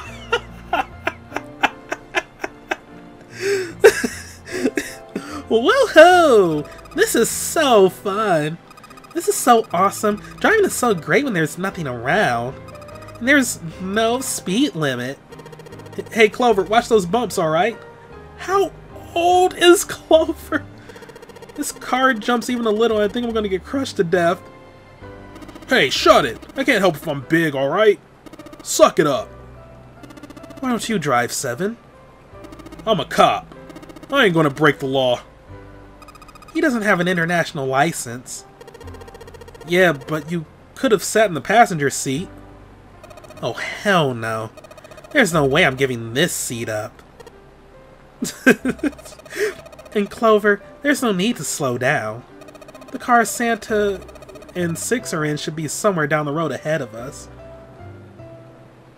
Yeah, I saw some fresh tire tracks going out. There's no doubt about it. Okay, well then that answers that question I had then. Then we gotta hurry if we want to catch them, don't we? Sure thing. Ooh, shit. God damn it, she doesn't have to drive so fast. Man, I didn't even think a car like this could go this fast. We're sure throwing up a lot of dust. It was a couple hours after we run into the junior high students. They'd been hiding in the bushes on the back of one of the hills, drenching a kitten in gasoline. What? The moments we saw what they were doing, Jumpy ran up to them, furious. Hey! What the hell are you doing? Then he jumped on them. He quickly scooped up the kitten and tossed it to B. I caught it and ran for the police station as fast as I could. Help me, officer, please! You have to come with me! Policeman and I headed back to the hill. All we found was Jumpy, sprawled on the ground with a face covered in big swelling lumps. You couldn't run away after you threw the kitty to me? I asked him. He stuck his tongue out through the hole in his mouth where a tooth had fallen out. Yeah, I guess I coulda. Then why didn't you? Hopefully it was a baby tooth. I didn't want to. I wanted to beat him up. Beat him up real good. Because of what they were doing to the kitty? Yeah, that too, but I think they were the ones behind those murders our first semester, remember? Oh, you mean the bunnies? Yeah, the bunnies. He plucked some grass from the ground and tossed it into the wind. They asked me what elementary school I was from, so I told them. Then they said they'd do the same thing to you that they did to the rabbit. I couldn't forgive them for that. So, Hey, there's still some stuff I don't get. Of course, they probably don't know any more than I do. Like Ace. Well, I guess I should say Gentaro Hungao. Why did he create the Nonary project? Anybody? Any ideas? Why don't you ask him yourself? Well, yeah, I guess I could. He's still in the trunk, I assume? Oh, he's in the trunk! Yeah, he is. Still tied up, I'm assuming, with his mouth taped shut. Well, might as well have a little chat with the old man. His eyes just look empty, no emotion. He looks like he's just given up. Wonder if he even cares what happens to him anymore. Hey, were you listening to us? Yeah, go ahead and try to pretend you weren't, you old bastard. Let's get that tape off your mouth. Come on, I know you were. Answer me. You can at least look at me when you talk, man. I only wanted to see the faces. Human faces. I thought if I could gain the ability to access the morphic field set, then perhaps I could see faces. I peered into people's minds and could understand how they were processing the expressions of others. That's it? Yes, if you want to put it simply. But if you are looking for a more philosophical answer, I can supply that as well. You see, the human collective consciousness. I think that's enough out of you, pal. Time for the tape to go back on. Alright, so what's your second question? You said there were some things you didn't get, did you? Didn't you? Well, somebody's a little nosy. Well, my next question doesn't really have anything to do with you two. This is for you, Seven. It's about the whole Alice thing. What's the deal with that? Well, see, 9 years ago after I escaped from the Gigantic, I kept going after Hungao on my own, hoping I'd catch him when he finally slipped up. During the course of my investigations, I learned a lot more about the Gigantic. I also found out about Gordain and Alice. You're not really answering my question. Was there actually a girl who wouldn't melt at room temperature? Sounds like Hungao has something to say. Alright, fine, I'll let you talk, but you gotta behave. What? Alice doesn't exist. 9 years ago I found Alice's coffin behind the library on the bottom deck. There was nothing in it but the root of a peculiar plant. My research determined that it was a member of the genus Mandragora of the family Solantiae. I was able to extract a particular alkaloid from it. I used that extract to create Soparil. Its creation was a tremendous boon to my firm, and we grew rapidly. Shit, this is gonna go on forever. Tape's going back on, Hungao. The rest of my questions can wait a bit. For now, I think I'll just enjoy the ride. Here, this is for you.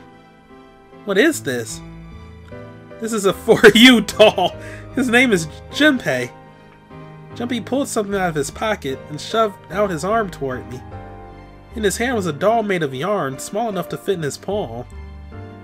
Junpei, are you sure it's, for you doll? Huh? Yeah, the lady at the shop said so. That means it's for you, right? Are you sure it's not a voodoo doll? What? That's... Oh man, oh man. Well, it sure looks like a voodoo doll. I mean, you do know what a voodoo doll is used for, right? Yeah? I guess calling it Junpei isn't a very good idea then. Why are you giving me this anyway? Just seems really sudden. You know how after June we aren't going to get to see each other too much? I mean, we're going to be in different schools, and I just thought I'd, you know, oh, okay. How about we call it June, then? Okay. So I wanted to give this... You... You sound like some sort of tribal chief in a bad movie. Yes, I had a tribe. This doll, traditional charm of tribe. So I give this, it me. So we always together. Oh, Junpei. If something bad, then hold and pray. I go, wherever you are. So here, take. I reached my hand out and picked up the doll gently. Thank you. Thank you so much, Junpei. Before I knew it, I was crying. Tears streamed down my face and fell into June's tiny yarn body. Oh, Junpei, I'll never forget you. I promise. Junpei looked straight into my eyes and just said 5 words. I'll never forget you either. The sky was a beautiful crimson red as it melted down toward the horizon. The last golden rays of sunlight stretched out across the city and painted themselves across the hills. We sat bathed in the warm light of evening, just the two of us leaning gently against one another, shoulder to shoulder. The sun set and we still didn't leave. We watched in silence as the darkness deepened, and one by one, the lights of the town began to flicker on.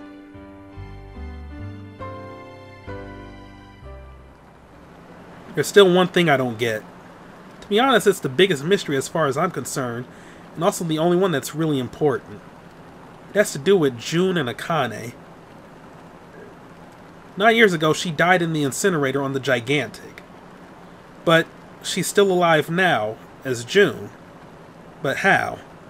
Was it because I tapped into the morphic field set and saved her 9 years ago? Alright, let's say that makes some kind of insane sense. If I did that, then... how do I make sense of what Seven remembers? Snake makes sense, he's blind. He couldn't have seen her body anyway. But Seven... he said he was sure he saw it. Does that mean there's some kind of historical discrepancy? A time paradox? Or, wait, maybe that's not it at all. There is one other logical explanation.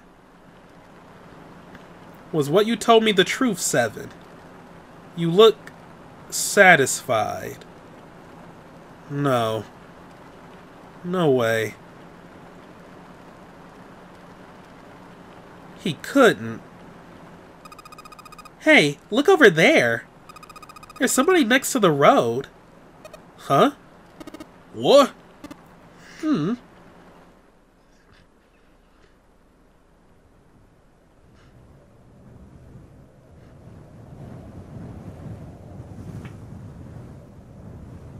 Hello, nurse? Okay. The burning gaze of the Nevada sun pounded down on her head. The desert around her rippled with heat. Standing there on that shimmering plain was a woman, her arm out and her thumb up. It would not be long before Junpei realized who she was.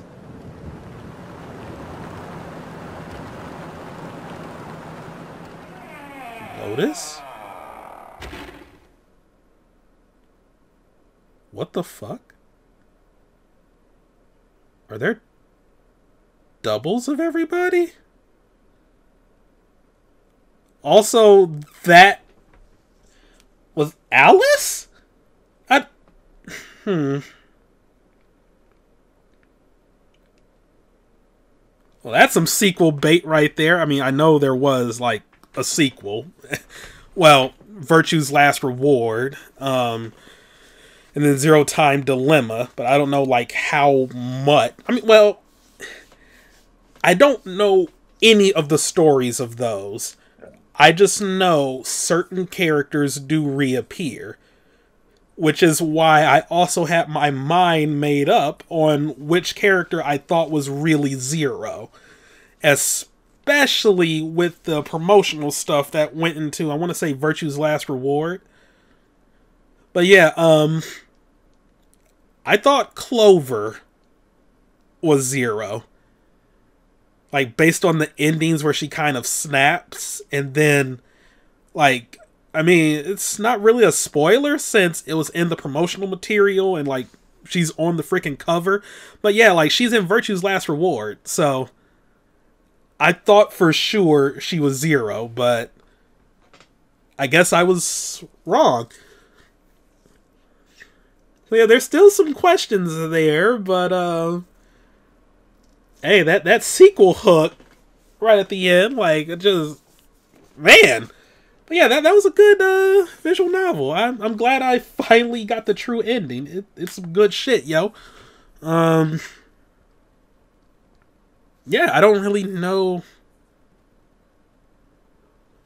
what to say. Just, it was all around good. I mean, like, there are a few questions I have.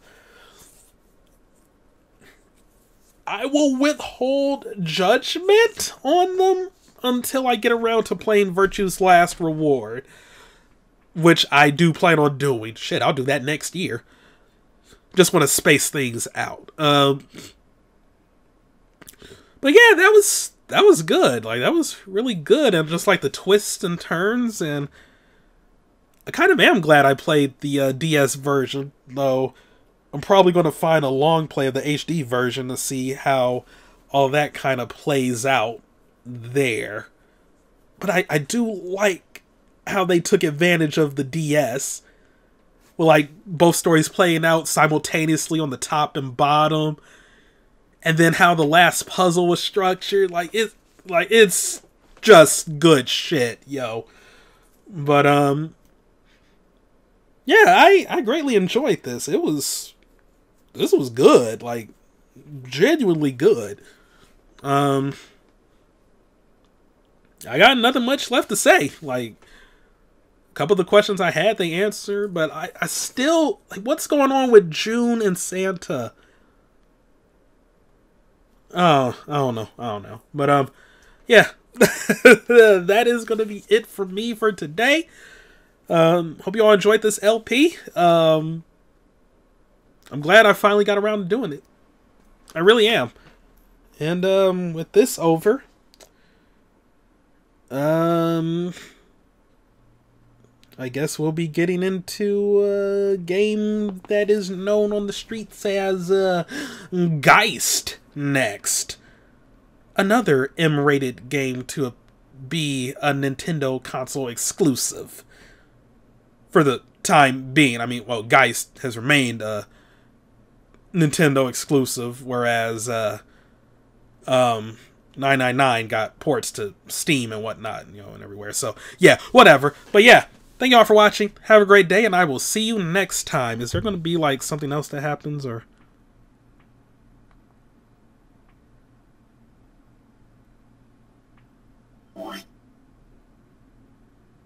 Huh.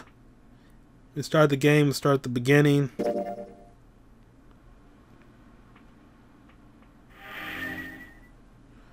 Yep, there's the coffin ending, because, yeah, the coffin ending gets accounted for when you get the true ending.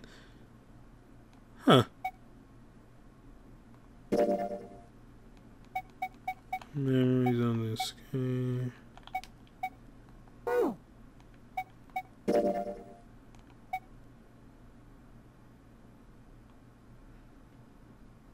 Wait, what? Unfortunately, that's the wrong answer. Actually, I'm Santa.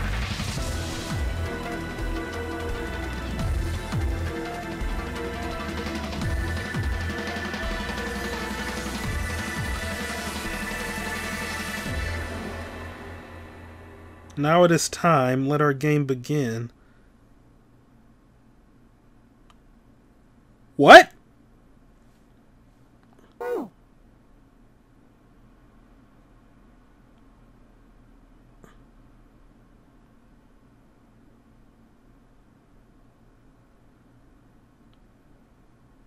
Okay,